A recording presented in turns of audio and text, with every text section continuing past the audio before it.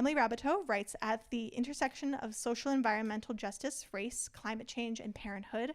Her previous books are Searching for Zion, winner of an American Book Award and finalist for the Hurston Wright Legacy Award, and the cult classic novel, The Professor's Daughter. Since the release of the 2018 Intergovernmental Panel on Climate Change report, she has focused on writing about the climate crisis.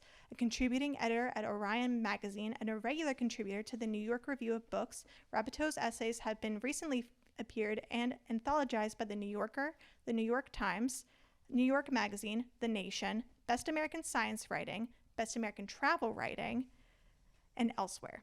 Her distinctions include an inaugural Climate Narratives Prize from Arizona State University, the Deadline Club Award in Feature Reporting from the Society of Professional Journalists New York chapter, and grants and fellowships from the New York Foundation for the Arts, the Bronx Council on the Arts, the Robert B. Silvers Foundation, the Lannan Foundation, and Yaddo. She serves regularly as nonfiction faculty as the Breadloaf Environmental Writing Conference and is a full-time professor at the City College of New York in Harlem, once known as the Poor Man's Harvard. She lives in the Bronx with her husband, the novelist Victor Laval, and their 2 children. And I'll also introduce Mary here. Mary Annaïse Heglar is known for her essays that dissect and interrogate the climate crisis, drawing heavily on her personal experience as a Black woman with deep roots in the South. Her work has appeared in New York Magazine, The Nation, the Boston Globe, Vox, Rolling Stone, and other outlets. Her work has also been featured in collections like All We Can Save, The World as We Knew It, The Black Agenda, Letters to the Earth, and Not Too Late. With investigative journalist Amy Westervelt, she is also the co-creator of the now retired Hot Take podcast and newsletter. In 2020, she was selected as the inaugural writer in residence at Columbia University's Earth Institute and has gone to teach at Columbia University in New York and Tulane University in New Orleans. In 2020, she received a Seal Environmental Journalism Award. She is based in New Orleans, but her heart is in Mississippi and her soul in Birmingham. Mary has been obsessed with the art of storytelling as long as she can remember. She began writing about the climate crisis in 2018 as a way to process her own climate grief. From there, she expanded into other modes of storytelling, including podcasting, teaching, and public. I will now pass it off to Mary. Thank you. Thank you for that lovely introduction.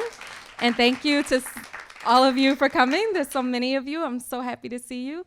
And I'm so excited to be in conversation with you, Emily. Likewise, Yay. Mary Annaïse. So let's get into it.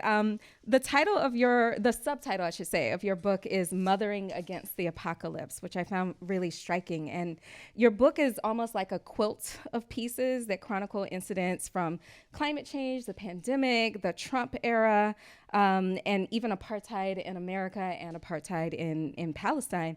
But I came out of the book not feeling so much like the world is ending, but more like it's feeling reborn. So can you talk a little bit more about what you mean by the word apocalypse and how you feel about that word as a descriptor for our current moment? Yeah, and I also just want to begin by saying thank you to everybody who's come. There are a lot of friends in the room, a lot of parents of my children's friends in the room, and neighbors from Washington Heights, and students from City College. And so this is delightful to be here. Word Up is an important bookstore for my family. It's where we brought our kids to get books. And I also just want to say thank you for doing this. Mary Annaïse is somebody who inspired me for many years with her essays to write about the climate crisis in personal ways that also incorporate emotion and the intersections of race. And I have taught Mary Annaïse's essays, as my students can attest, in a climate writing class that I teach at the City College of New York. So this Trying book, not to blush. yes, I think I'm absolutely blushing. You're blushing too. Mothering Against the Apocalypse is the subtitle of this book, and the apocalypse is in quotes. I really wanted it to be in quotes, and at first my publisher thought, that's too cheeky or too, I don't know, you're undercutting the seriousness. And I said, yes, but really, 2 things. As Mary Annaïse Heglar has pointed out in her seminal essay, Climate Change Ain't the First Existential Threat, many historically resilient people, including some of my ancestors, have lived through the apocalypse before. It would be disrespectful to behave as though this is the end of the world when there are people we can learn from who have lived through the end of the world and survived. Also, I thought it would be disrespectful for activists, particularly youth activists, who are working really hard to prevent what we might describe as the apocalypse, right? I don't want to act as though there's a foregone conclusion in terms of where we're heading. And finally, there's a third thing I want to mention. I have a friend, Ayanna Mathis, a novelist who's also in seminary school at the Union Theological Seminary right now, and she pointed out recently to me that apocalypse, like the Greek root of that word, means uncovering or unveiling. And when you think about it that way, this moment that we're in, I think, is an opportunity to wake up. And I like thinking of it that way too. Yeah. The mothering part, did you ask that also? Not quite yet. We'll get there. We're getting there. No, but I really do love that, because that was how the book kind of felt to me. It was like it was all of these systems that don't serve us, all of these unsustainable systems, from policing to apartheid to, you know, the fossil fuel industry, is being laid bare that they do not serve us and that we need to replace them. So I think you did that really, really well. So for my next question, I want to talk about the meaning of the word mothering. So you are clearly referring here to your role as a mother to your children, but there were points in the book where it felt like you were talking about mothering your own father, or mothering your community, or even mothering yourself. So what do you mean with the word mothering, and what does it mean to mother against something? Yeah, I like thinking of the word as a verb instead of as a noun. And I also don't mean it strictly in the sense of like biological mothering. Like, I think one can be a mothering, nurturing, caring person whether or not they have had a biological child come out of their body.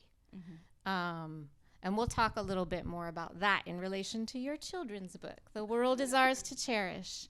We make a good team. Yeah, we do. Mary Annaïse is a mothering person who is an auntie, and has written a beautiful book that I think might have been harder for her to write if she were, and we'll talk about that. We'll talk about that too. But yeah, mothering, I you know, Gloria Steinem writes about mothering in this way, and so does Alexis Pauline Gumbs, another writer and thinker I really admire, as like an action. That to mother against something that needs to be fought, I think is a really rallying way of considering that term. And when we think about like a mama bear, everybody knows, like, you don't get between like a mama bear and her cubs when you're in the forest on a hike, because you're gonna get shredded to pieces. So I think there's a lot of force in thinking about the power of mothering when we're talking about struggle. And it's also worth remembering, you know, like Mother's Day was started not with this like idea in mind that we would be gifting roses and Hallmark cards, but actually Mothering Day was like a day of action against the First World War.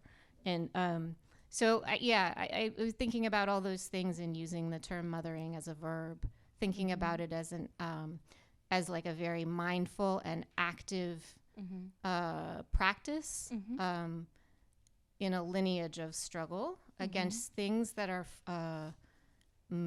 threatening life, in particular the lives and futures of children, not merely my own, but our children. Yeah. One of the things I really love that you did about the way you described being a mother was teaching your children how to be a good ancestor, and also teaching them how to honor their actual ancestors. Like I love the scene where you were teaching them the names of your elders and ancestors that had come before them, so that their memories could live on, and like that seemed to be a big part of your approach to mothering them. Yeah, and that has to do also with the way that I was mothered by both my parents. Right. So one thing that happens in the course of my writing this book is that I was caretaking my father, who was dying of, he had Alzheimer's. He died of dementia, but before he died, he knew he was losing his memory, and he made sure to remind us of the names of all of our ancestors, who he kept pictures of them on what he called the ancestor wall. So when he passed away and I had to think about eulogizing him, I knew I was speaking to a lot of people in the audience. My friend Tony was there, including my kids. Like, how do I honor this man? I wanted them to understand that he was being reborn as an ancestor. And so I brought the pictures to the altar and I named them. And then the last ancestor that I named was him. So, like I mentioned, the book is made up all of these chapters from several different time periods, but also you wrote them at different points. So I saw some that were stamped in 2016, 2017, some were 2020, some for 2019. And I also remember reading some of them as they were published in different outlets, and I even watching the Climate Conversations chapter develop on Twitter. So when did you realize you were writing a book? Yeah. You realized it, right? I think I began to understand there was like a bigger project afoot when I was writing this climate diary over the course of the year 2019 on Twitter. I made a New Year's resolution after hearing from this climate scientist, Catherine Hayhoe, who has a TED Talk about this, that one of the strongest things we can do to combat the climate crisis is simply to talk about it, to try to work on climate silence, which is like the amount of there's a gap between the amount of us who are concerned or appropriately frightened and the amount of us who talk about it with any degree of frequency, if at all. And so I thought, all right, she's a scientist. I believe her. I'm going to try to talk about this with my family and friends and in my classroom. And I began by just asking people, how are you experiencing the climate crisis in your body and in your local habitat? And I asked that of everybody that I knew. Like every day I asked that of at least one person. And then I would write down with their permission what they said on Twitter. And I linked it to a news item so that people reading this thread that was unfolding would understand it wasn't just somebody's perception, or it was based in science. Right? Yeah. And then I learned people were teaching that, like developing Twitter thread as an essay. And it was getting longer, and as like summer was coming and there were more climate events in this hemisphere, I began to see like this is bigger than me, and it's also not something that I'm the single author of. It felt like a global chorus in some sense. And then the summer of 2020 happened. My editor, whose name is Retha Powers, in the Uprising Summer, she said, I think now's a good time to sell your book, like to take the essays you've been writing that are around these issues of social and environmental justice and climate change and think about how we can make them into a book. So it was with her help that I did that, that I began thinking about stitching them together. And the quilt that you mentioned as like a operating metaphor for how to do that, how to identify the leitmotifs that show up again and again, ancestors being but one of them. Thinking through, the edict of the great Iroquois law is, trying to think 7 generations ahead, thinking like an ancestor. And one of the 2 epigraphs of the book is by Jonas Salk, Are We Being Good Ancestors? Yeah. And I think you had a excerpt that you wanted to read from that Twitter thread, right? Or what came out of that Twitter thread? Yeah. So it kind of unfolded as a diary over the year 2019, when none of us knew the pandemic was coming. So this seemed like yeah, we were talking earlier about how 2019 it looks so hopeful in retrospect. In retrospect. I chose this. I'm going to just read a couple entries from July 2019 because although I'd already been reading Mary Annaïse's essays, I got to meet her. I guess it was on July 25th, 2019, because here you get to hear her voice. But I'll start a couple days before that. This is Friday, July 19th. And what you'll hear is a pattern of people in my life. These are friends from my social circle, both online and in real life. Friday, July 19th. Santim sent a picture of a memorial for Oakjokul, the first Icelandic glacier to lose its status as a glacier. For your time capsule, she offered. The plaque read, "This monument is to acknowledge that we know what is happening and what needs to be done." Posed as a letter to the future, the message ended. Only you will know if we did it. What would you do if the power went out and you were stuck underground in a subway tunnel? Luce drilled, showing me the prepper items in her crowded backpack, heavy as a mother's diaper bag. Water, protein bars, flashlight, battery, filter, knife. Monday, July 22nd. Morgan wasn't the only one to observe that it was the poorer neighborhoods in Brooklyn that had their power cut off in yesterday's rolling blackouts. The powerless scrambled to eat whatever food was in their fridges before it spoiled. Wealthier hoods were just fine. Tuesday, July 23rd. Can you rummage in my mind and take out all the fire thoughts and eat them? Asked 8-year-old Geronimo at bedtime. This was the ritual. He felt safer with his anxieties in my stomach than in his brain. Just back in Los Angeles from an empowering trek to Sicily, where she'd visited the shrine to the Black Madonna despite sizzling temperatures, Nichelle shared her 2 rules for dealing with the global heat wave. Number 1, drink lots of water. Number 2, watch how you talk to me. Wednesday, July 24th. Marking the 50th anniversary of the moon landing, Pastor John sermonized, "You'd think after seeing the Earth from afar, we would do anything to protect this planet, this home. You'd think wrong.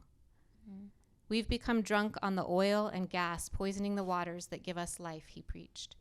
"And we have vomited that drunkenness into the atmosphere. Truly the prophet is right," he said, quoting Isaiah 24:4. "The earth dries up and withers. The world languishes and withers. The heavens languish with the earth. We have broken the everlasting covenant," reasoned Pastor John.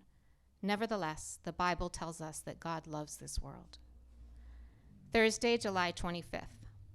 At last night's Intimate Dilemmas in the Climate Crisis gathering at a software company on Madison Avenue, we were told to write our hopes and fears for the future on name tags as a silent icebreaker, then to stick these messages to our chests and walk about the room.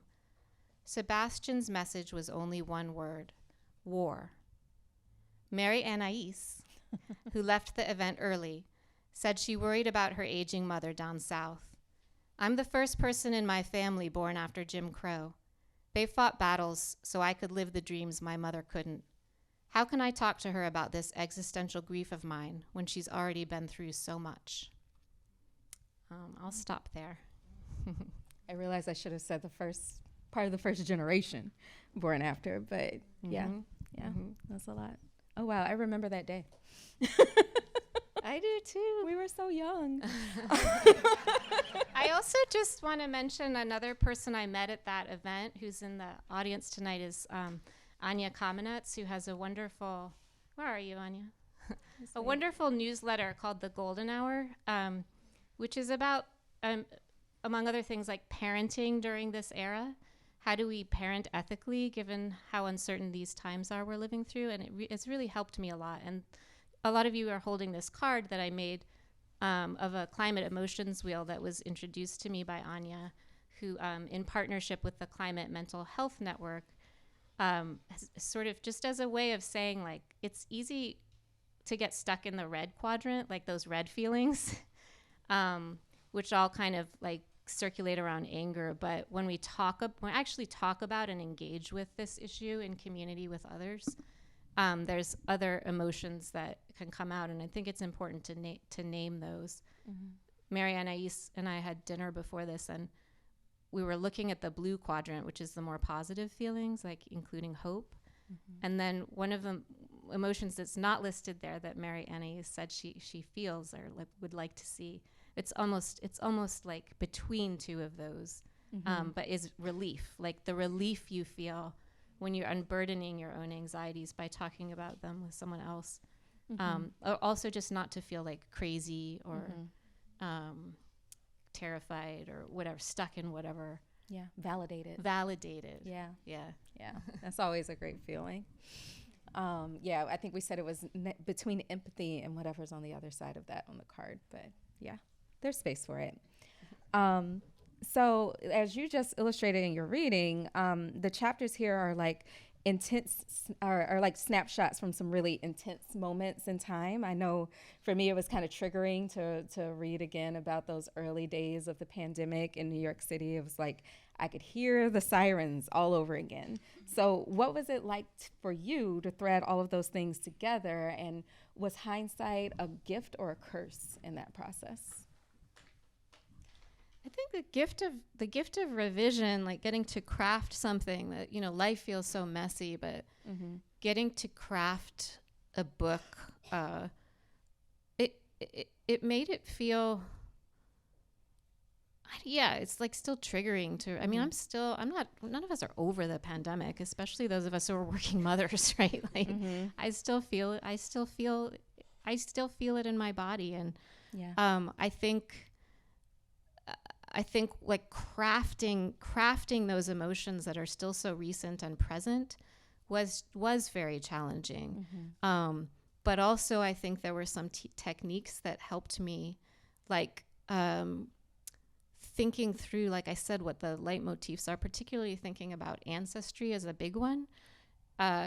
It helped me, even like when my dad died and I inherited those pictures of our ancestors and hung them on the wall. Like I understand to ask them for intercession and help when I'm struggling, including when I'm struggling with writing. And it helped me, like, you know, trying to think through sea level rise and the threat that poses to our global city. It's really terrifying, but I also have the experience, and I wanted to talk about this with you in particular, of like, I have the example of this amazing grandmother who fled from an existential threat, that being like the terror of the Jim Crow South after the murder of her husband, my father's father, my grandfather, right? Like in thinking through existential crises, it helps me to know I have examples, and that weaving that into this book and paying attention to Indigenous peoples,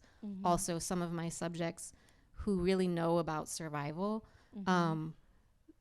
made it feel less so triggering and more like, okay, like there's certain voices and examples of living to pay attention to. And one reason why I said I really wanted to talk about that with you, not, this is going to seem like another shameless plug, but Mary Annaïse, like, in addition to having this beautiful children's book, The World is Ours to Cherish, which I want you to say what the message is because it's so beautiful, but she also has this novel coming out called Troubled Waters. And would you just say like a little bit about your family background and how you worked that into this book, like how civil rights and thinking about climate activism are married in this book? Yeah. This is good practice because I'm still getting used to talking about this, but I would say that Troubled Waters, the most succinct way I can describe it is that it's about the climate change generation, the civil rights generation, and the things that go unsaid between them. And I think often what goes unsaid is gratitude. I think a lot of the times we can't express gratitude because there's not enough understanding. So in my own family, my grandfather was a civil rights activist in Nashville, Tennessee, and he was especially involved in the fight for school desegregation. I learned just this summer that he tried to enroll my mother in the school desegregation fight in 1955. If you knew my mother, you would know that would not have worked out well. My mom has always had a temper. And, but he did wind up enrolling my Aunt Jackie in 1957. And this is before Ruby Bridges. Yes. This was, as far as I can tell, as far as the archivist I worked with could tell, the first elementary school to desegregate under Brown versus Board of Education. And so these are stories I heard like whispers of as a child. Like it would kind of like come up in these eruptions. Nobody ever like sat me down and said, this is what we did, this is what it felt like, this was the process for it and everything. These are things that kind of like slowly came out over time. It was like, after I found out, the way that I found out that this had happened actually was I found in an old family album, I found this one lone picture of my Aunt Jackie, and I didn't recognize her. And I asked my mother who it was, and she was like, that's Jackie. My mom is her older sister. And I said, but that doesn't, why does she look like that? Basically, like her hair was all over the place. She looked terrified. She's like slouching over in the seat. And I'd never seen a picture of any of my mother or any of her siblings looking like that. And she was like, well, she was at the white school and that was how they made her look. And I was like, wait, what? You know, I'm like 8 years old at this point. So it always kind of functioned like as this mystery that I wanted to know more about. So it's like it's inspiring. I'm in awe of it. And when I started thinking about writing a book, I always knew that if I ever wrote a book, I wanted that to be a big part of it, because, you know, writing a book, I'm sure you know this, it's like all about self-discovery, and like you're writing it because you're wrestling with something. And that was definitely something that I was wrestling with. And as I got more involved in climate work, there's a part of me that's always felt like I was doing it as paying back for the price that was paid for me to, you know, exist the way that I do, right? And like, even though I didn't know the details of it, I knew that that was not easy. I know that I knew that my life had been put at risk before I ever even lived through that sacrifice. So yeah, yeah. So it sounds like it's a lot about intergenerational justice, which is another Yes. term that Anya writes a lot about Yeah. in her newsletter, The Golden Hour. Yeah, and you were asking how it's married with climate change in the book. Is that it's an intergenerational story of a grandmother and a granddaughter. The grandmother has lived that life of being the little girl that desegregated the school, and the granddaughter is very much climate radicalized, and there's just secrets that they're keeping from each other, and how do you bridge the gap between the two of those? So, yeah. That's coming out in May. Yes, May the 7th. Thank you. So I also wanted to ask, what was the hardest moment to go back to when you were putting this together? I mean, I think when I was putting it together, some of the hardest parts were writing about losing my dad. And I wanted to write about the loss of my dad. I wanted to write about grief, like loss on a personal scale and on a planetary scale. And I figured out one of the last essay that I wrote for this book, which is sort of a penultimate chapter. It's called Gut Bucket. And it's a braided essay. So there's two strands. One is about the loss of my dad, but also about the loss of his memory. And the other strand is a trip that I got to take with a colleague of mine at City College who's an earth and atmospheric scientist.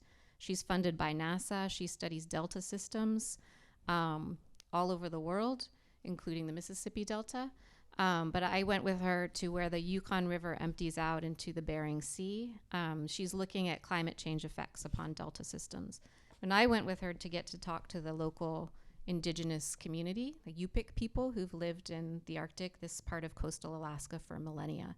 And in particular, I got to interview elders from that community, octogenarians who remember the time before the warming began.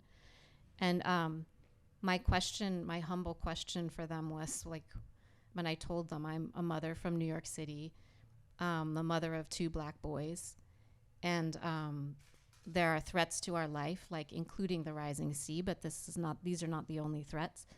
What can you teach me? I humbly ask you about survival. And it was really hard to weave those two strands together because it was, loss of that scale, like both on the personal and the planetary scale, confronting it to that degree was really tough. But I also, was privileged enough to learn from these elders. When I asked this man, Dennis Sheldon, whose Yupik name is Kuturauria, which means the one who's passing through, what I asked him, after I learned about his story, he'd been sent to one of these residential schools, Catholic schools, away from his family, where they tried to strip him of his culture and his language and his hair, and he talked about all the changes to the land and the water, like the loss of the salmon, the loss of the permafrost, the loss of the hunting and gathering ways, and, you know, as they had existed. To a degree, the loss of language. I asked him, "What do you do with your anger? Like, what do we do when we can't stop living?" Mm-hmm. And he said, "That's easy. We take care of each other." Mm. It's so like simple and so true. Yeah. That was hard to write, but also not hard, because I was like, okay, here's the lesson. Yeah. Right? Exactly. So I want to go. I want to talk a bit about Palestine. So you visited there in 2016, 2017, and I wanted to read a quick passage from that chapter. So in this scene, you've just met a woman in Susia, and you ask your guide, your colleague, to ask her what she would do if her home was destroyed, and this is what happened. So she says, your guide says, she says she will stay right here and rebuild. In fact, the word she'd used for perseverance was sumud. Am I saying that right? Sumud. Sumud. It means steadfastness, but it's also a political ideology that's developed in resistance to the occupation since the 1967 Six-Day War. An icon of sumud is often portrayed in Palestinian artwork is the figure of the mother, with the image of Ali flashing on the screen, Muhammad Ali. I like the idea of the mother as a similar source of strength. What do you think Palestine has to teach us about mothering against the apocalypse?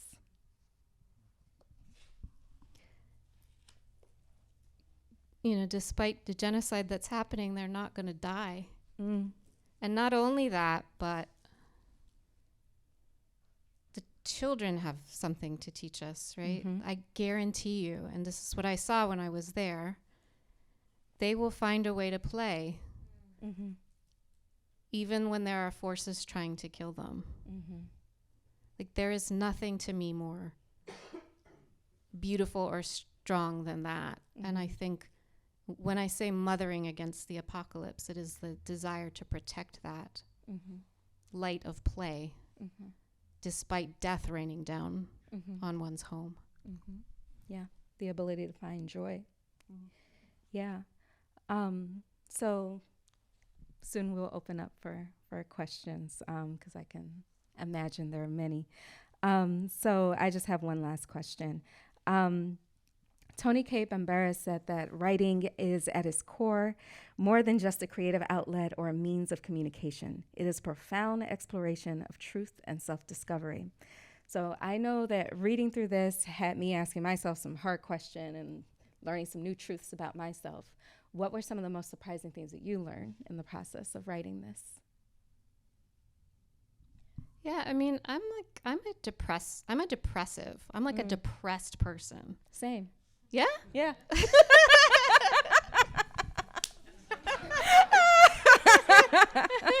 I'm just delirious. But yes, back to you.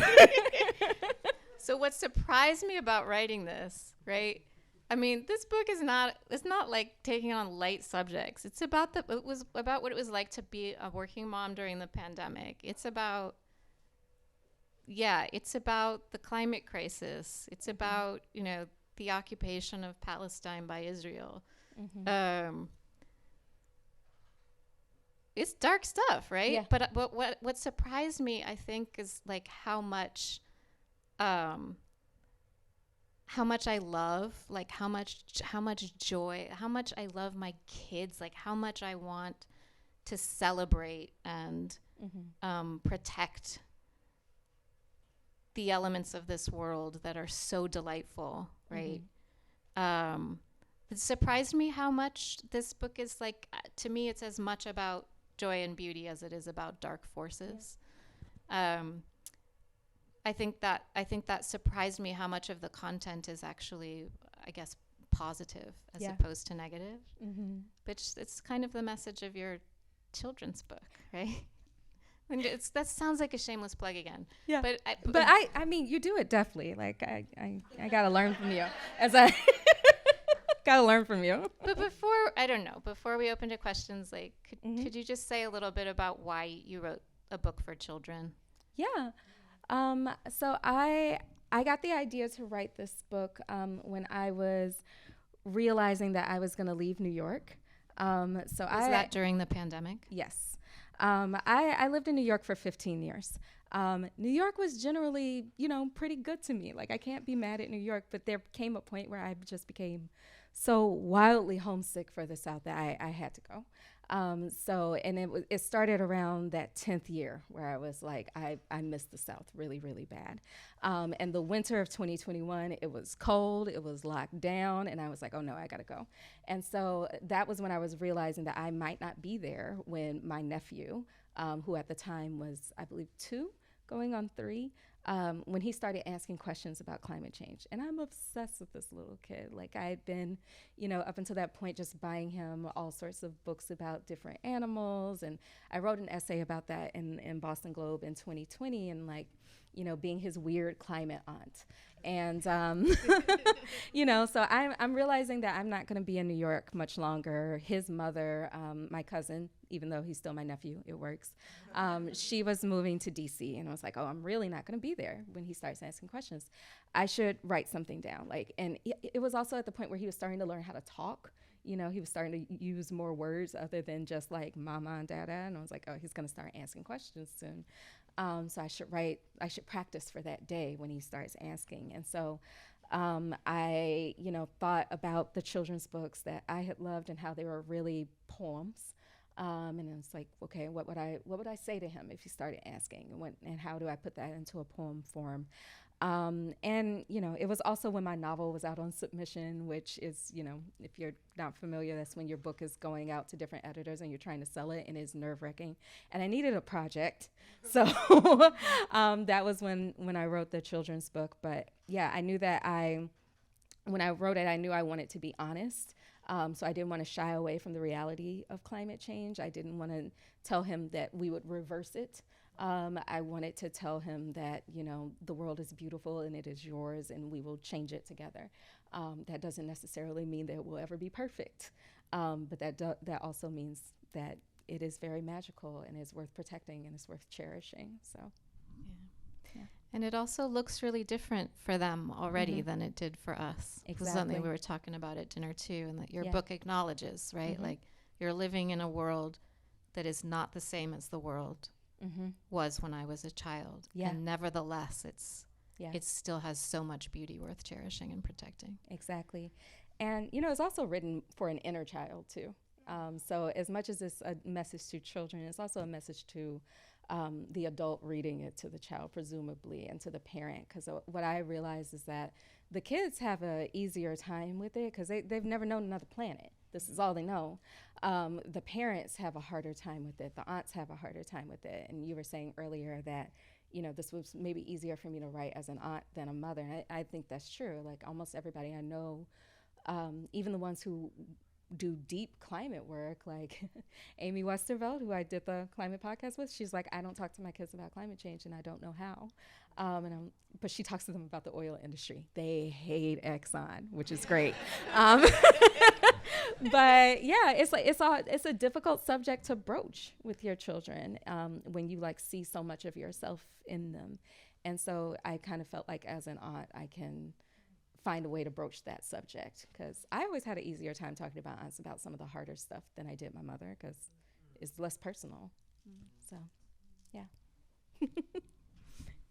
Thank you, Mary Annaïse. Thank you. And with that, I think we should open up to questions. Well, I have a question. Emily, you were talking about the Indigenous people when you went to Alaska. And they were talking about a time when they recognized that things were changing for the worse. And I wonder if anyone talked about that. I don't really know how to ask this question. If anyone talked about the fact that things were always changing. Like I remember talking to my grandmother who lived in North Carolina in a completely, toxic chemical dump area. And she would talk about later on how things had changed, but things were terrible before. And I wondered if there was a sense of that kind of continuity, that things were better, but there's like an ongoing problem for the world, for the earth.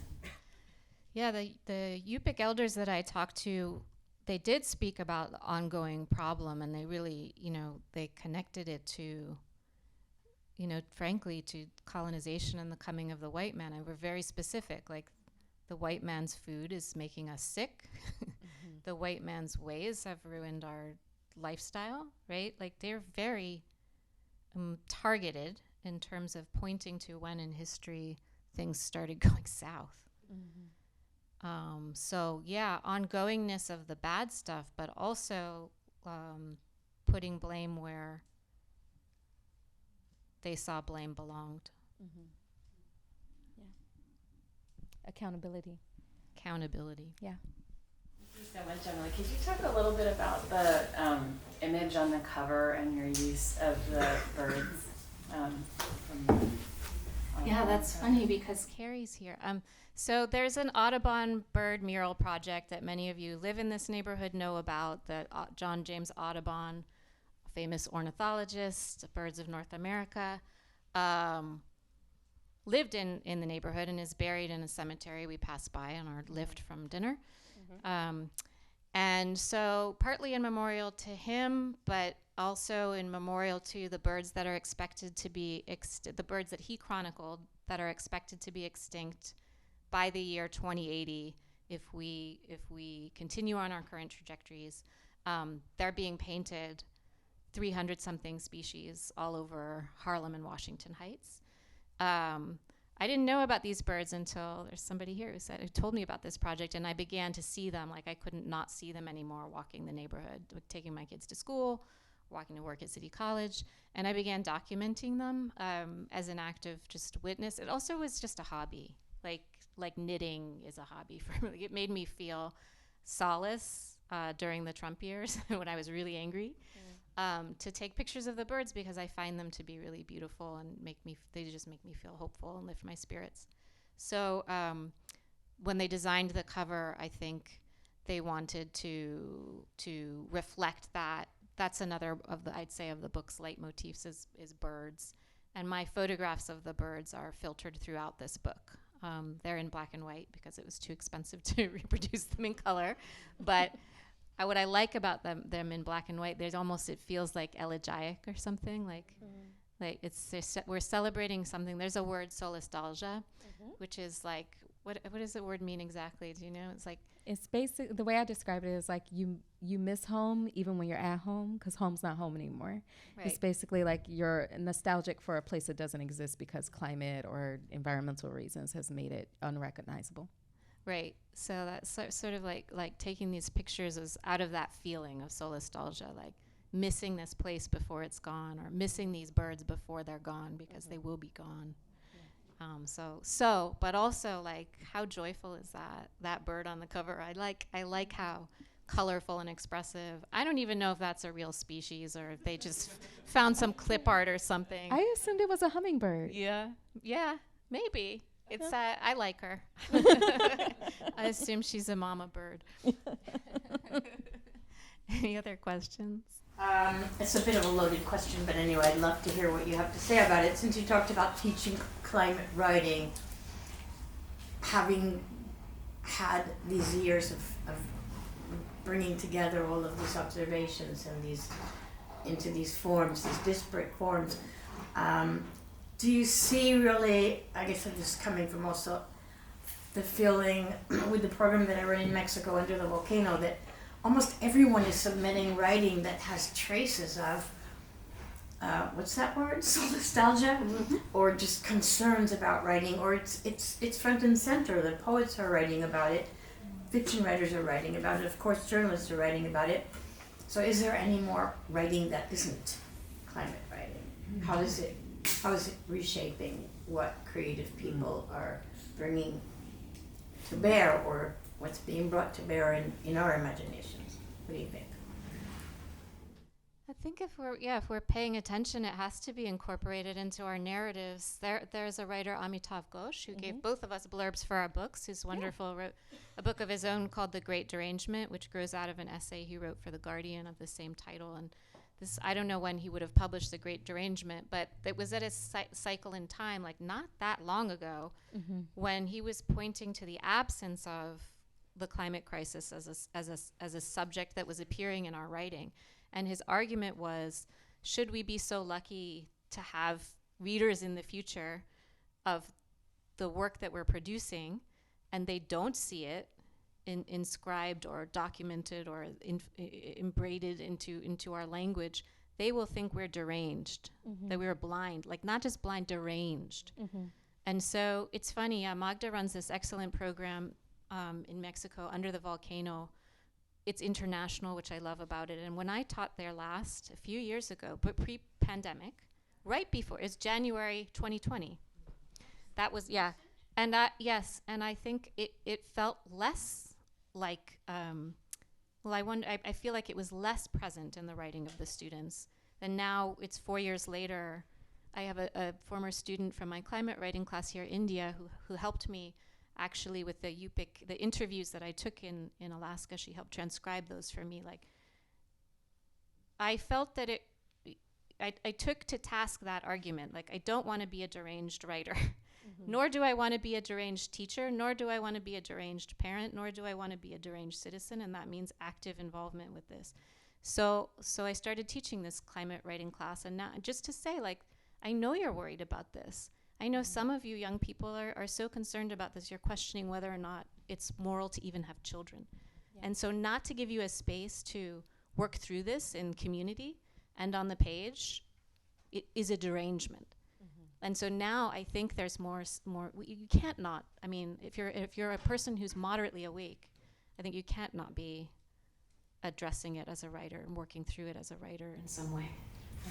So I guess the further, question to that is it a genre, or do we, there's that sense, I did look at the Gosh book, how front and center is it, or how formative in what do you we're think? Thinking about? Is it even a genre anymore? Is this just our reality? I think it is and it isn't. I think that there is a genre called cli-fi where, it's often set in a very futuristic sort of way, which to me, feels like it's fine to write speculative fiction about climate change. I think that's perfectly fine, but there still is this reigning idea that is the only way to talk about climate change. I think, publishing industry is often slow to pick up on things. It is generally a slow-moving industry. I'm saying that as a newcomer to it, so don't cancel me. But I think that there is both more of it than we realize. There's more books that are talking about climate change and more art talking about climate change than we realize. And there's also not nearly enough of it. So by that, I mean that, like, I believe Jesmyn Ward talks about climate change in Salvage the Bones when she talks about Katrina. I believe she talks about it in Let Us Descend when she's talking about slavery, because you don't get climate change without slavery. And nature is such a huge element of that book, which, oh my God, if you haven't read that, it's so good. It's so good. Anyhow, and there are plenty of other books that if they're talking about prison abolition, in a way they're talking about climate change because that is a climate solution. So it's just not nearly as explicit as somebody might require a book about climate change to be. But maybe we need to expand our idea of what a climate book is. At the same time, I do feel like I see a lot of stories that are set in a time where climate change should be front and center. Like I've seen, TV shows that are set in South Louisiana in the summer of 2020, and there wasn't a single hurricane. How's that possible? Right? Like, that doesn't make any sense, right? So, like, I think TV is a place where I would love to see it more. Movies is a place where I'd love to see it more, and not in this fantastical, dramatic sort of way, because I don't think that that's always the way that climate change shows up in our lives. So at the same time that I think, yes, it is a genre, I think it needs to break out of that genre. At the same time that I think it's fine to have that genre. And I think there is more of it than credit is given, and there's not enough of it that we need. You know what I mean? So. Yeah, I kind of feel like if you're writing about today's world and you're not incorporating climate change, that actually is speculative. Not the person who's writing about climate change is not writing speculative fiction. So, So, Emily, as you're talking about offering this container for students for this climate writing class, it occurs to me that that is mothering against the apocalypse. Like, and as you were talking about being a resounding, receptive bell to this container that you're creating for these students to look up to you, and you said something about, like, I know you're worried, I know, these things. I guess, as a teacher and as a mentor, and you have a wealth of experience of students wanting you to sort of respond to their, like, tender, brave needs as writers. In this context of climate change, what is being asked of you specifically as you are mothering against the apocalypse in this content that is not asked without this specific attention to climate change?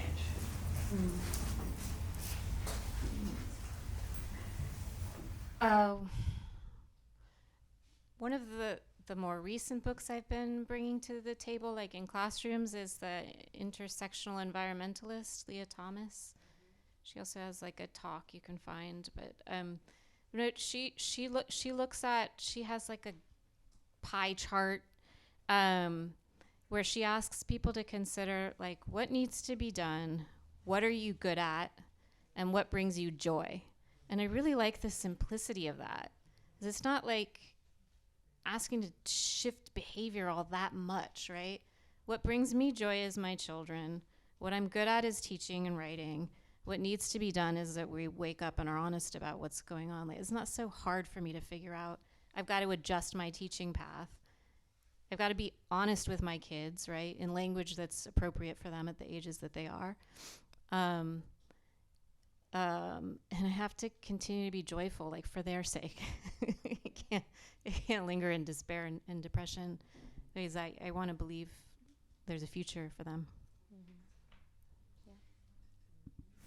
And also, like, are the students coming to you with increased or different spoken or unspoken needs from you as a teacher who is also inhabiting this role of mothering, nurturing in this context?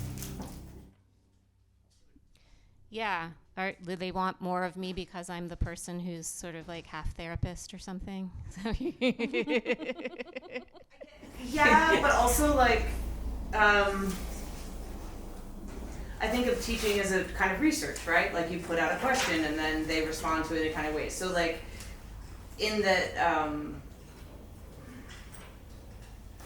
I guess, like, what are they asking of you because you're willing to listen and hold this container specifically around climate change that they don't ask you when they're writing, like, a different memoir course or something else?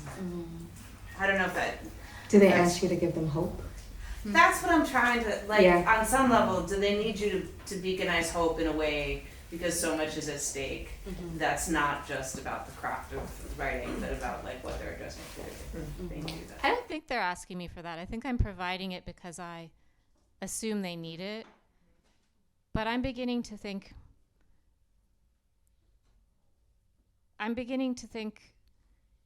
I need not do that so much for them. Because the hope, I don't know if that's the right word even, but the community that one is creating in a classroom like that, they need as much from one another or learn as much from one another as they do from me as their quote unquote teacher. It's more about trying to work through a problem, right, together, and to own up to feelings and to explore and research together. And they're also bringing things to the table and sending me links to articles and essays that I didn't know. It feels very community oriented and less top down kind of teaching for me. Yeah. If I could comment on that too. So I teach writing and climate change. I'm not teaching right now, but what I've observed in the 3 courses that I've taught is that what the students are asking for is the space to fall apart, and the space to feel held when they fall apart. So I've learned over the course of teaching it that, like, starting with, like, just going there hard with climate grief and opening the door for those really difficult conversations, and teaching them how to hold each other up and how to feel safe when they do it themselves. And then coming back around in the second half of the class to talk about climate justice.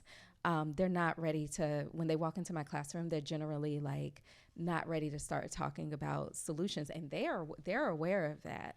They kind of just want to be in a space where they are taken seriously when they say that they're scared or that they're sad or whatever about it. And they don't want someone coming in and saying like, don't worry, it's gonna be okay, or like it's silly to give in to like despair or anything like that, because those emotions are real, and just having someone validate them and not having to censor themselves seems to be what they're looking for. Maybe I'll just finish the evening by saying, because again, I have a former student in the room, India, who recently came and interviewed me about that class that I taught. It was during the pandemic, and I was teaching climate writing of all things. Like, and she asked me like, which of the assignments did I feel were most effective? And I said, you tell me. You were the student. And the one she remembered, that I'm recalling that you remembered, India, was I had them read this poem. This was around Thanksgiving time. How to Praise the Mutilated World. I had them make a list of 100 things they were grateful for. This was after we'd read a lot of very frightening material about the state of things, right? Mm-hmm. But a list of 100 things that they cherish, right, in this world.